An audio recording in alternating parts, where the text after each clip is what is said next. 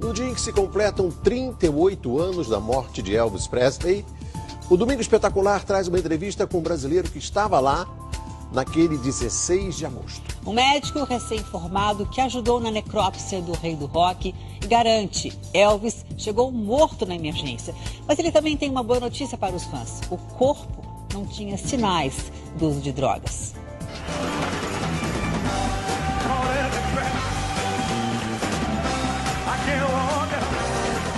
O maior astro da história do rock.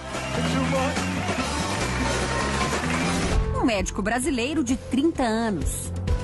No final dos anos 70, os caminhos dos dois se cruzaram de forma inesperada.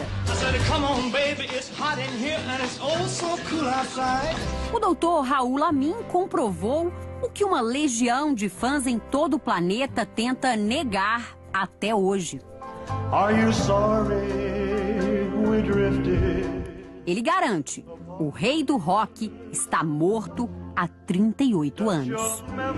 O Domingo Espetacular veio até Juiz de Fora, em Minas Gerais, para conhecer o único brasileiro que participou do exame de necrópsia no corpo de Elvis Presley. Isso foi em 1977. Agora é aqui, na Santa Casa da cidade, que o médico trabalha. O médico brasileiro Raul Lamin fazia residência no Hospital Batista de Memphis, nos Estados Unidos. Ele estudava patologia, uma área da medicina responsável por descobrir diagnósticos de doenças e as causas das mortes. Eu cheguei no escritório lá da secretária de necrópsia, porque ela falou comigo, não, você não vai embora não, porque tem uma necrópsia para fazer aí. Eu falei, é. Que, curiosamente, né, sem alguma coisa importante, ela falou assim, muito mais do que você imagina. Eu falei, o quê?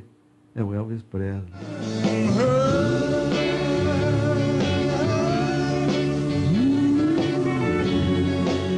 Naquela tarde, Elvis Presley havia sido encontrado caído no carpete do banheiro da mansão dele.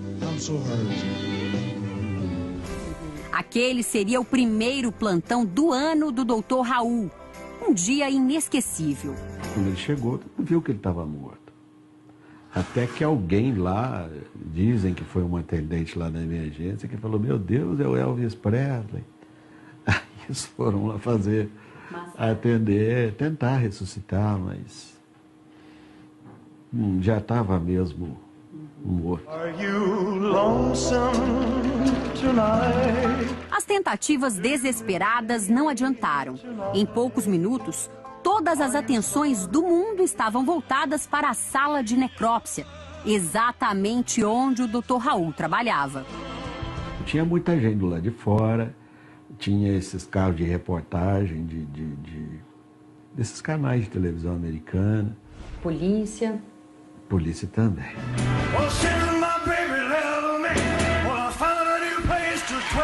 Afinal, qual seria a causa da morte do maior astro do rock de todos os tempos? Aquele seria o grande desafio da carreira do jovem médico. Você ficou nervoso? Qualquer pessoa fica, né? Quando você vai estar envolvido com uma coisa importante assim, né? A gente fica, ainda mais eu estrangeiro, tá participando de uma coisa lá de uma pessoa que era endeusada, a gente fica meio assustado. O exame durou pouco mais de 2 horas. Tempo suficiente para descobrir 2 problemas de saúde de Elvis. Ele tinha uma dilatação no intestino grosso e o fígado também estava maior do que o normal. Pode ser que as drogas, né, e as drogas a que eu me refiro são medicamentos, a maioria deles, ou quase todos, são metabolizados no fígado. Então eu não sei até que ponto isso pode ter participado dessa hepatomegalia. O exame de sangue feito no corpo encontrou várias substâncias, como morfina e codeína, que são usadas para combater a dor, vestígios de um remédio para ansiedade e barbitúricos, que são compostos usados para sedação. Tudo em doses consideradas aceitáveis pelos médicos. Só uma substância foi identificada em nível acima do padrão, a metaqualona, um sedativo e antidepressivo usado na década de 70 para dormir. Mas o médico brasileiro que conheceu de perto a ficha hospitalar do cantor afirma com segurança: Elvis Presley não foi vítima das drogas. Mentira. Não existe nos recordes médicos dele, nas papeletas, e era um calhamaço bastante grande, porque ele praticamente todo ano passava uma temporada no hospital ali fazendo exames, porque ele sempre teve alguma patologia que nunca ficou muito bem esclarecida. E em nenhum momento, nessas papeletas dele, houve menção a qualquer tipo de vício, nem fumo, nem álcool, e muito menos drogas. As drogas que ele usava eram drogas lícitas.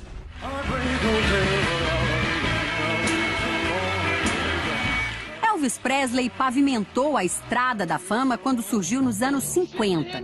A voz marcante e o jeito único de dançar o transformaram em um mito da música e do cinema.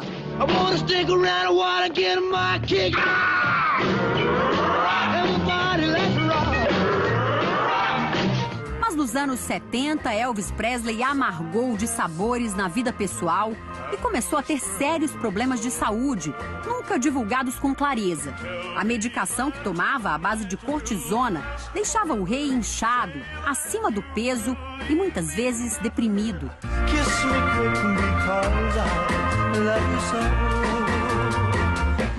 Mas nada disso teria sido suficiente para tirar a vida de Elvis.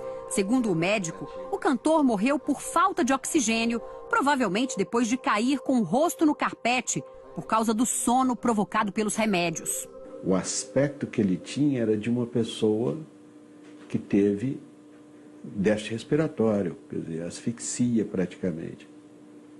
Porque tem um sinal muito característico que é uma coloração mais azulada da cintura para cima, que a gente chama de cianose, e uma tendência a pessoa respirar com a boca aberta, entendeu?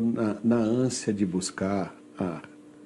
Eu acredito, quer dizer, na minha maneira de ver, a única explicação que eu tenho é exatamente essa, que ele possivelmente morreu por anóxia. Após o exame mais importante de sua carreira, o Dr. Raul concluiu o mestrado nos Estados Unidos. Anos mais tarde, voltou ao país para estudos de atualização. Hoje, ele é professor universitário e médico patologista. É especialista em pesquisar doenças que atingem os tecidos humanos, como câncer. Aqui no setor de análises microscópicas, onde o Dr. Raul trabalha atualmente, tem gente que ainda nem sabe sobre essa experiência que ele viveu de ter feito a necrópsia no corpo do rei do rock. Como um bom mineiro, o Dr. Raul sempre foi muito discreto. Durante décadas, esse foi um assunto praticamente intocado. Com o passar do tempo, ficou mais difícil esconder. O brasileiro Raul Lamin é personagem de um livro lançado nos Estados Unidos na década de 90, que conta os detalhes da morte de Elvis Presley. Eu não podia prestar informação de uma coisa que é sigilo profissional. Mas depois a coisa toda virou pública. O papel de médico não anulou a admiração de fã.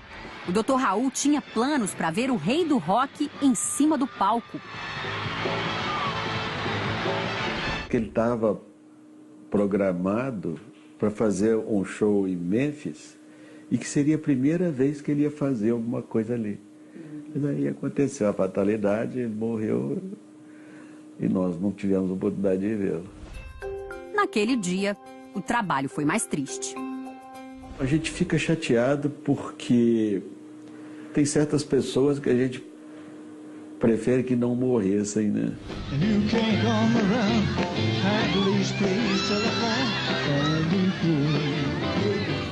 Elvis morreu, mas até mesmo o médico que atestou a morte concorda que o legado do rei do rock continua vivo.